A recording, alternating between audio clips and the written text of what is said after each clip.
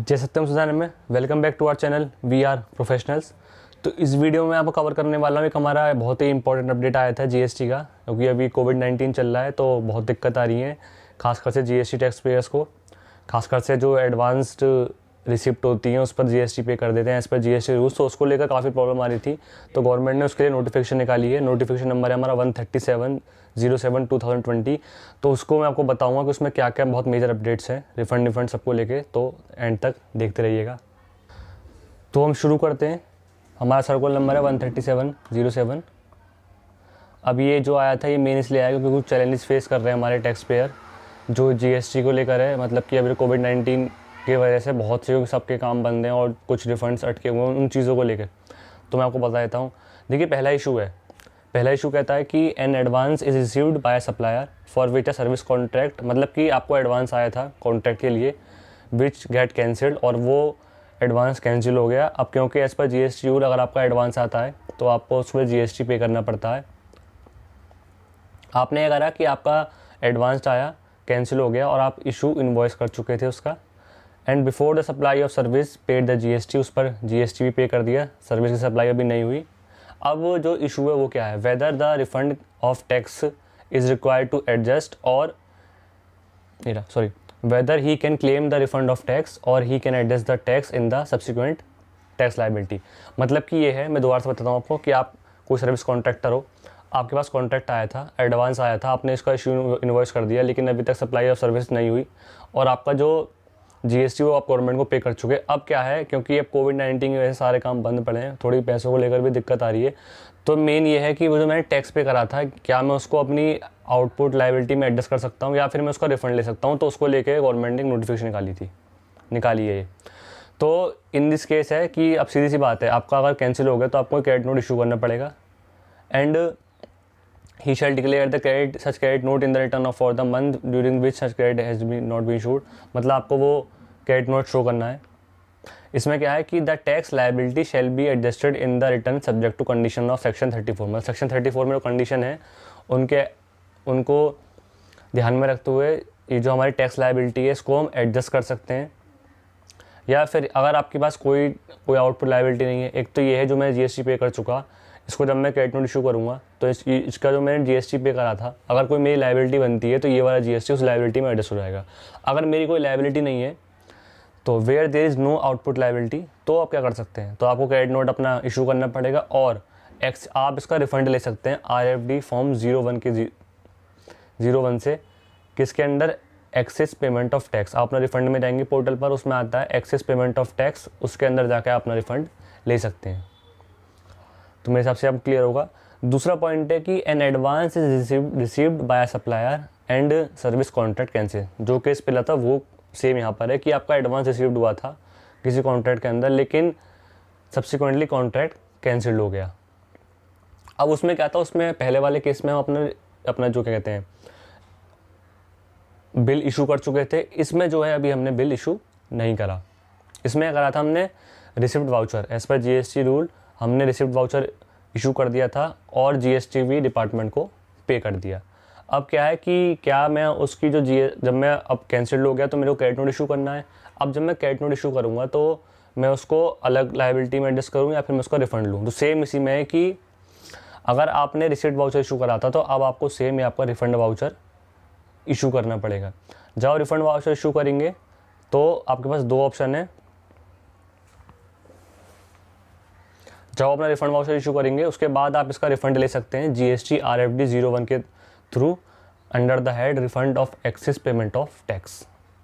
Third point में आते हैं। थर्ड पॉइंट में क्या था, आपने किसी को गुड सप्लाई करे, पहले में हमारा एडवांस था, इसमें आपका गुड भी हमें सप्लाई कर दिए, आप इन्वॉइस भी इशू कर चुके हैं।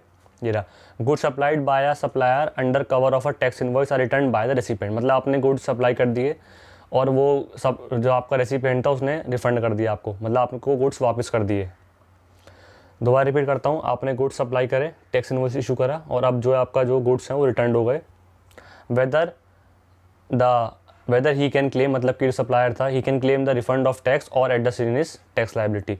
इसमें भी सेम है, आपको पहले अपना क्रेडिट नोट इशू करना पड़ेगा। अगर आपकी कोई टैक्स लाइबिलिटी है तो वो जो मैंने पहले टैक्स पे करा था वो उस टैक्स लाइबिलिटी में एडजस्ट हो जाएगा। अगर नहीं है तो आप उसका रिफंड ले सकते हैं। ये रहा, इसमें भी सेम है कि however in cases where there is no output tax liability in credit note आपने एडजस्ट कर दिया, then excess payment of tax, you can claim the refund under the head excess payment of tax through form GST RFD 01। अब ये है हमारा बहुत important जो हमारे एक्सपोर्टर्स के लिए है कि जैसे LUT होता है आपका, लेटर ऑफ अंडरटेकिंग आपको लेना पड़ता है। अब क्या होता है कि हर फाइनेंशियल ईयर का LUT अलग अलग होता है। जो फाइनेंशियल 1920 है वो एक्सपायर हो जाता है, हमारे LUT की लास्ट डेट है क्योंकि 1 साल के लिए एप्लीकेबल होता है। तो 1920 का LUT हमारा एक्सपायर होना था अभी 31/3/2020, उससे पहले पहले हमको अप्लाई करने होते हैं। अब क्या था कि प्रॉब्लम ये है कि LUT है मेरे पास, ठीक है, किसके अंदर, zero duty supply of services. अब क्या है कि अब रजिस्टर्ड पर्सन को एक वो है कि अब एक्सपायर्ड होने वाला है 31/3/2020 को। अब कोविड-19 की वजह से सब कुछ बंद पड़ा है, आप कुछ काम वाम नहीं कर सकते। अब क्या था कि whether registered person still can make the zero duty supply on such LUT, क्या वो उस LUT को यूज़ करके, क्योंकि वो 31/3 को एक्सपायर होने वाली थी, क्या उसी LUT को यूज़ करके वो अपना एक्सपोर्ट कर सकता है या उसको जो है और रिफ़ंड कर सकता है, या फिर उसको ये है कि वो जो मेरी वो जो सप्लाईज़ है उसको मैं दिखाऊं पेमेंट ऑफ IGST और मैं उसका फिर रिफ़ंड ले लूं। तो डिपार्टमेंट ने इसको क्लैरिफाई करा है कि पहले तो ये था कि कोई भी रिक्वायरमेंट GST लॉ के अंदर है, मैं पढ़ के बताता हूँ आपका, where the requirement under the GST law for furnishing of any document, return, statement और सच अदर रिकॉर्ड्स।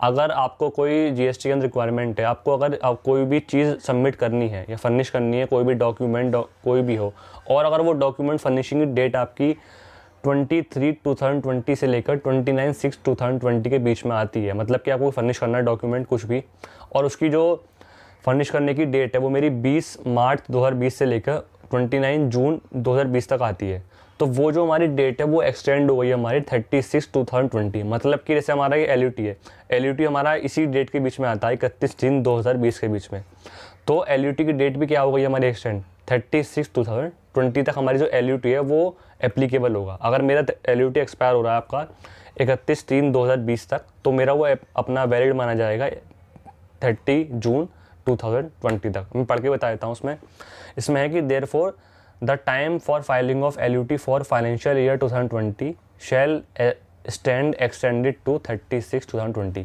मतलब कि मेरे को उसकी जो डेट एक्सटेंड हो गई है मेरी 36/2020 तक, और अकॉर्डिंगली, लेकिन हाँ एक्सटेंड हो गई। And the tax payer can continue to make supply without payment of tax under LUT provided there. मतलब कि जो हमारा जो टैक्स पेयर है वो आपका वही LUT यूज़ करके अपना सप्लाई कर सकता है, प्रोवाइडेड दैट, कंडीशन है कि जो आपको रिफंड अपना फाइल करना होता है form GST RFD 01 for 2020-21 is furnishing on और बिफोर 30 जून 2020। मतलब कि आप कर सकते हो, लेकिन आपको जो अपना रिफंड का फॉर्म है वो आपको 30 जून से पहले पहले फाइल कर देना है, तभी आप कर सकते हो।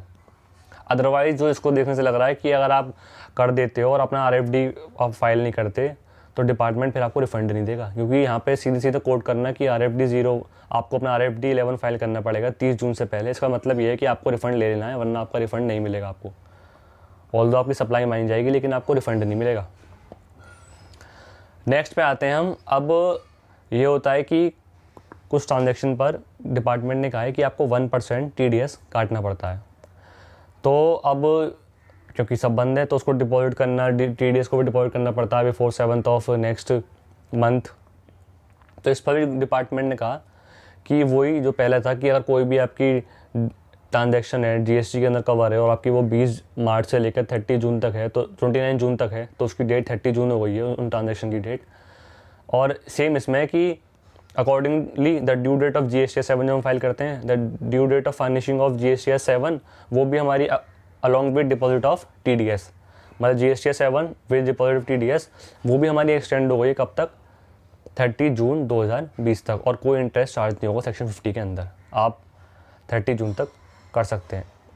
और ये है हमारा बहुत मेन पॉइंट, क्योंकि अब ये है हमारा पॉइंट रिफंड जुड़ा हुआ। रिफंड में हमको पता है रिफंड टाइम बार्ड होता है, कब, अगर आपके रिफंड को 2 साल हो गए। मतलब कि मैं ये कह सकता हूँ कि जैसे अब लास्ट डेट 30, हम एक एग्जांपल लेते हैं कि जैसे हमारी मान लीजिए अभी डेट है हमारी 30 मार्च 2000 तो 31 मार्च 2020। तो अगर मैं इसको 2 साल पहले लगाऊं तो ये हमारी बैठती है 31 मार्च 2018। मतलब कि अगर आपका कोई रिफ़ंड है 31 मार्च 2018 तक, तो वो उसको हमें अप्लाई करना होता है विदिन 2 ईयर्स। मतलब कि उसकी लास्ट डेट होती है हमारी 31 मार्च 2020। अब क्योंकि सब बंद हो गया कोविड-19 की वजह से, तो इसके लिए भी था, मैं बता देता हूँ, पढ़ के बता देता हूँ कि एज पर सेक्शन 54 कि अगर हमको कोई भी रिफ़ंड लेना है तो विदिन 2 ईयर्स लेना है, वरना 2 ईयर्स के बाद डिपार्टमेंट आपको रिफ़ंड नहीं देता, वो टाइम बार्ड हो जाता है। A person is required to make an application before the expiry of 2 years from the relevant date. अब क्या है, if in particular case the date of application for refund is 31 March 2020। वो कब होगा? अगर मेरे 17-18 का रिफंड अब भी पड़ा हुआ है तो उसकी लास्ट डेट क्या होगी हमारी 31 मार्च 2020। 17-18 मतलब अगर 31 मार्च 2018 का रिफंड है, मैं उसको कब तक क्लेम कर सकता हूँ? 31 मार्च 2020 तक। तो अगर किसी का रिफंड है वो एक्सपायर कब होना था? 31 मार्च 2020 तक। तो अब क्या वो application can such person can make application for refund before 29 जुलाई 2020? क्या पर्सन 29 जुलाई 2020 से पहले फाइल कर सकता है? इसमें वो लिखा है कि अगर कोई आपकी ट्रांजैक्शन, मतलब आपका कोई भी कंप्लाइंस है जीएसटी जुड़ा हुआ जो कि कंप्लीट होना था आपका 20, मतलब जो आपको करना था 20 मार्च से लेकर 29 जून तक, वो 30 जून तक डेट बढ़ गई है। Accordingly the due date of filing of an application for refund falling under the said period has been extended. मतलब कि अगर आपकी कोई रिफंड फाइल होना था इन पीरियड्स के बीच, मतलब कि अगर 31/3/2020 तक आपका रिफंड एक्सपायर होना था तो उसको आप 30 जून 2020 तक अपना रिफंड को फाइल कर सकते हैं। ये थे कुछ बहुत हमारे मेजर जो गवर्नमेंट ने क्लैरिफाई करें हैं।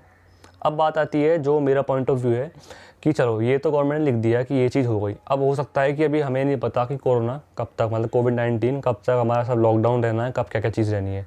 तो हो सकता है कि अगर कोरोना का ये जो इफेक्ट है, लॉकडाउन का पीरियड और बढ़ता है, अभी तो 3 मई तक है, मान लो अगर और बढ़ता, अगर यही जून तक जाता है तो मे बी गवर्नमेंट अपना एक और नोटिफिकेशन लाए इसी को अमेंड करते हुए कि जो हमारी डेट जितनी भी 30 जून थी, सारी नोटिफिकेशन जो भी मैं लाया हूँ, तो ये और भी एक्सटेंड हो चुकी है।